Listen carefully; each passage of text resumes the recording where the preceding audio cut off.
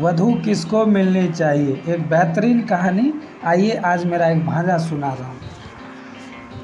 उज्जैन में महाबल नाम का एक राजा रहता था। उसके हरिदास नाम का एक दूत था, जिसके महादेवी नाम की एक बड़ी सुंदर कन्या थी। जब वह विवाह योग हुई तो हरिदास को बहुत चिंता होने लगी। इसी बीच राजा ने उसे एक दूसरे राजा के पास भेजा। कई दिन चलकर हरिदास वहाँ पहुँचा। राजा ने उसे बड़ी अच्छी तरह से रखा।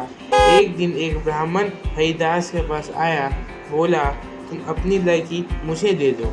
हरिदास ने कहा, मैं अपनी लड़की उसे दूंगा जिसे सब गुण होगा। ब्राह्मण ने कहा, मेरे पास एक ऐसा रथ है जिस पर बैठकर जहाँ चाहो घड़ी भर में पहुँच जाओगे। हरिदास बोला, ठीक है, सवेरे उसे ले जाना। अगले दिन दोनों रथ पर बैठे उज्जैन आ पहुँचे। देव योग से उसने पहले हरिदास का लड़का अपनी बहन को किसी दूसरे की और हरिदास की स्त्री अपनी लड़की को किसी तीसरे को देने का वादा कर चुकी थी। इस तरह तीनों वर इकट्ठे हो गए। हरिदास सोचने लगा कि कन्या एक है और वह तीन, क्या करे। इसी बीच एक राक्षस आया और कन्या को उठा ले विंध्याचल पहाड़ पर ले गया। तीनों वर ने एक ज्ञानी था।